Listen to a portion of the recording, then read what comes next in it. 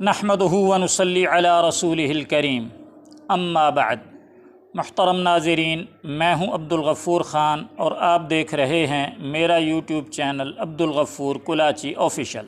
हज़रात मुहतरम, आज मैं आपको इस वीडियो में इंजीनियर साहब का एक अजीब रुख दिखाने लगा हूं, एक अजीब चेहरा दिखाने लगा हूं। वो क्या है कि बुखारी शरीफ हदीस की किताब है, एक ही बुखारी है।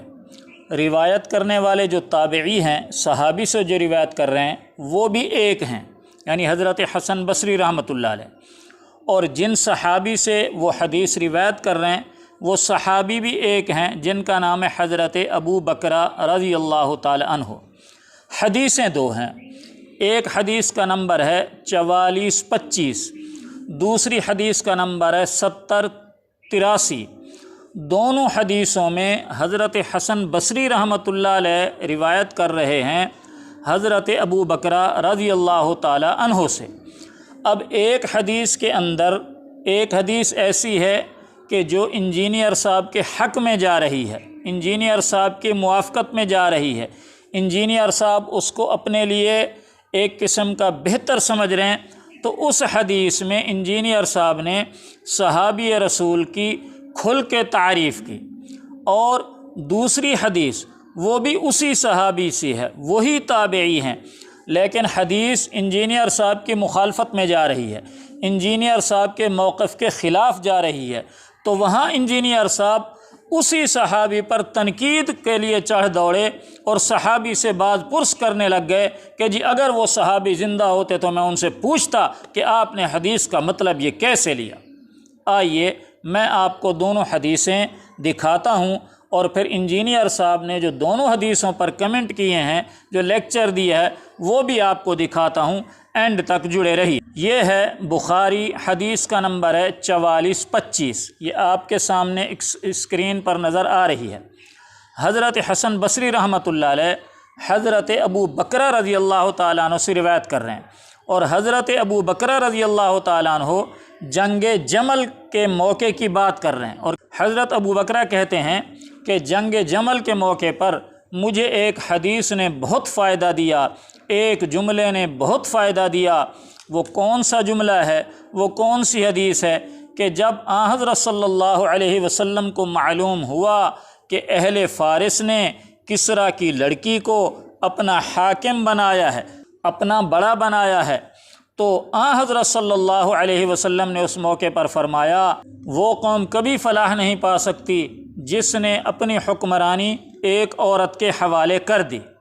तो ये हदीस इंजीनियर साहब बयान कर रहे हैं। लीजिए पहले सुनिए इंजीनियर साहब क्या कह रहे हैं। फिर बुखारी में हदीस है, एक साहबी कहते हैं मैंने इरादा किया कि मैं आयशा का साथ दूं अली के खिलाफ, लेकिन मुझे वो एक हदीस याद आ गई, मैंने हुजूर से खुद सुना था, वो कौम कभी फला नहीं पा सकती जो अपनी हुक्मरानी किसी औरत के सुपुर्द कर दे। तो मैं आयशा की हिमायत से रुक गया। अंदाजा करो। और वो हदीस काफिरां वाली हदीस अम्मा आयशा उते लाई लो और याद बरेलवी और फकीर ले जाओ। तो उसी कहते हो ना काफिरां वाली आयतां नहीं लग सकती। आप देखें ये हदीस काफिरों के बारे में थी कि अभी अल्लाह ने मेरे दिमाग में डाला, आज से पहले कभी मेरे दिमाग में नहीं आया। काफिरों वाली हदीस अम्मा आयशा के ऊपर लगा दी एक साहबी ने कि मुझे तो उस हदीस ने बड़ा नफा पहुंचाया जंगे जमल के दिनों में कि जो कौम अपनी हुक्मरानी किसी औरत के सुपुर्द कर दे वो कामयाब नहीं हो सकती। तो मैं आयशा की हिमायत से रुक गया। तो उस साहबी को किसी ने नहीं पूछा कि आयशा तो मुसलमान है, दुनिया और आखिरत में नबी की बीवी है, हमारी माँ है, आप काफिरों वाली हदीस, काफिरा औरत वाली हदीस उम्मत की बेहतरीन औरत पे लगा रहे हो। हाय हाय हाय हाय, ओ बरेलवियों देवबंदियों वाले हदीसों क़यामत तक पिटो। तो इस हदीस में इंजीनियर साहब हज़रत अबू बकरा से बड़े खुश हैं और कहते हैं कि जी देखो हदीस तो थी एक काफिर औरत के मुताल्लिक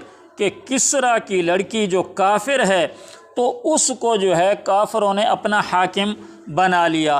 तो हदीस तो है किसरा की लड़की काफिरा औरत के मुताल्लिक, लेकिन हज़रत अबू बकरा ने वो फिट कर दी किस पर, अम्मा आयशा रज़ी अल्लाह ताला अन्हा पर। तो काफिरों वाली हदीस अम्मा आयशा पर फिट कर दी। उसके बाद इंजीनियर साहब बड़ा खिलखिला के हंसते हैं और बड़ा खुश होते हैं और कहते हैं देखो मेरे पास कैसी जो है दलील आ गई है। और फिर यूँ कहते हैं, ओ बरेलवियो, ओ देवबंदियो, ओ अहले हदीसो, अब क़यामत तक पिटो कि देखो हज़रत अबू बकरा ने काफिरों वाली हदीस उम्मुल मोमिनीन हज़रत आयशा रज़ी अल्लाह ताला अन्हा पर फिट कर दी और उम्मुल मोमिनीन हज़रत आयशा की हिमायत से वो पीछे हट गए हज़रत अबू बकरा रज़ी अल्लाह ताला अन्हु।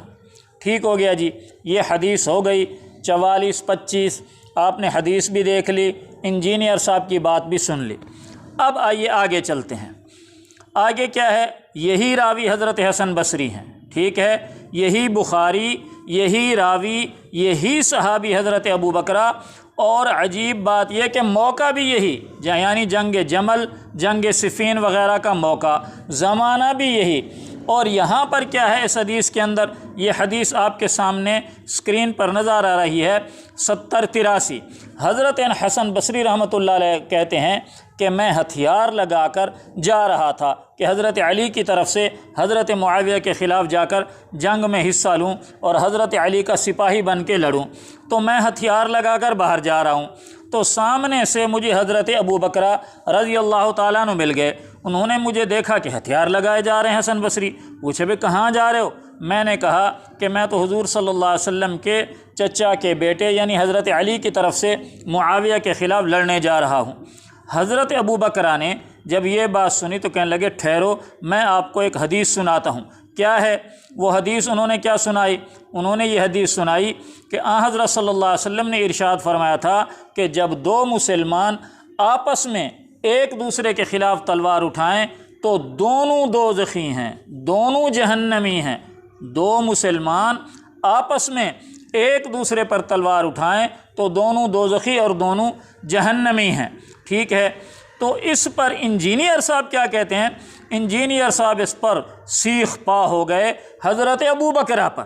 اللہ، پہلے سنیے انجینئر صاحب کیا کہہ رہے ہیں کہ ایک صحابی کہتے ہیں میں نے ارادہ کیا کہ میں حضرت علی کا ساتھ دوں جنگ جمل اور صفین میں، تو دوسرے صحابی نے انہیں روک دیا اور کہا کہ نبی الاسلام نے فرمایا تھا جب ایک مسلمان دوسرے پہ تلوار سونتتا ہے تو دونوں جہنمی ہیں۔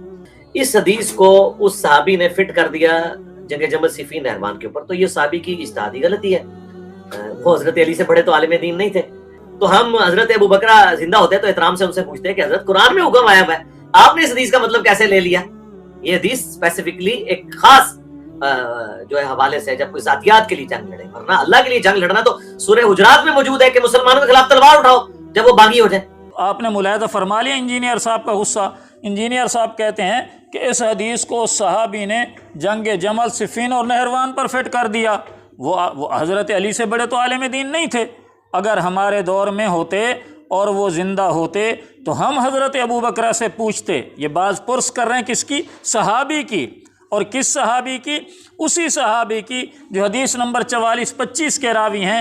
وہاں چونکہ حضرت عائشہ کے خلاف مواد مل رہا تھا انجینئر صاحب کو، تو وہاں ان صحابی کی تعریف کر رہے ہیں، اور یہاں کہہ رہے ہیں کہ حضرت ابو بکرہ زندہ ہوتے تو ہم ان سے پوچھتے کہ حضرت آپ نے یہ مطلب کیسے لے لیا کہ دو مسلمان ایک دوسرے کے خلاف تلوار اٹھائیں تو اس کا تعلق اس جنگ جمل صفین نہروان سے ہے؟ اس سے تو اس کا تعلق نہیں ہے، بلکہ اس حدیث کا تعلق تو ذاتی دشمنی سے ہے کہ اگر کوئی ذاتی دشمنی کی بنا پر، لسانیت کی بنا پر ایک دوسرے کے خلاف تلوار اٹھاتے ہیں تو ان میں سے دونوں جو ہیں جہنمی ہیں، دوزخی ہیں۔ تو یہاں انجینئر صاحب حضرت ابو بکرہ کو سمجھا رہے ہیں اور پوچھ رہے ہیں حضرت ابو بکرہ سے کہ جی آپ نے حدیث کا یہ مطلب کیسے لے لیا کہ اس کا مطلب ہے کہ حضرت علی، حضرت معاویہ ایک دوسرے کے خلاف تلوار اٹھائیں گے تو وہ دونوں نعوذ باللہ دوزخی ہیں؟ یہ تو مطلب نہیں بنتا۔ اچھا، یہاں انجینئر صاحب حضرت ابو بکرہ کو حدیث کا مطلب سمجھا رہے ہیں اور کہہ رہے ہیں کہ یہ اس کے متعلق نہیں ہے۔ تو یہی انجینئر صاحب ہیں، تو میرے بھائی آپ نے وہاں کیوں نہیں کہا کہ ہم حضرت ابو بکرہ سے پوچھتے کہ کافر عورت والی حدیث آپ نے ام المومنین حضرت عائشہ پر کیوں فٹ کر دی؟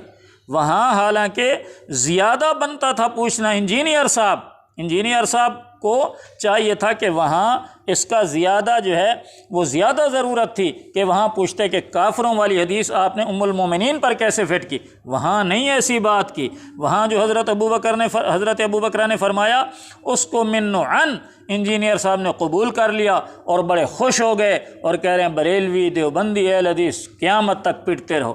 اور یہاں وہی بخاری، وہی حسن بصری، وہی حضرت ابو بکرہ، وہی جنگ جمل و صفین کا موقع، اور یہاں انجینئر صاحب حضرت ابو بکرہ کو سمجھا رہے ہیں، ان سے باز پرس کر رہے ہیں کہ جی آپ نے اس حدیث کا یہ مطلب کیسے لے لیا۔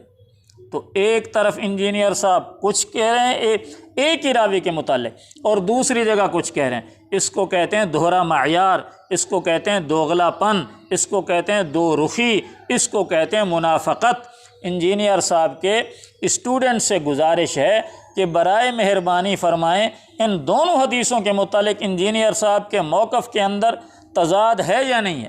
ایک حدیث میں انجینئر صاحب حضرت ابو بکرہ کی حمایت کر رہے ہیں اور ان پر خوش ہو رہے ہیں، اور دوسری حدیث میں وہی حضرت ابو بکرہ ہیں اور انجینئر صاحب ان پر تنقید کر رہے ہیں اور ان کی باز پرس کر رہے ہیں۔ کمنٹ بار کے اندر رائے کا اظہار ضرور کیجئے گا۔ وما علیہ الا البلاغ۔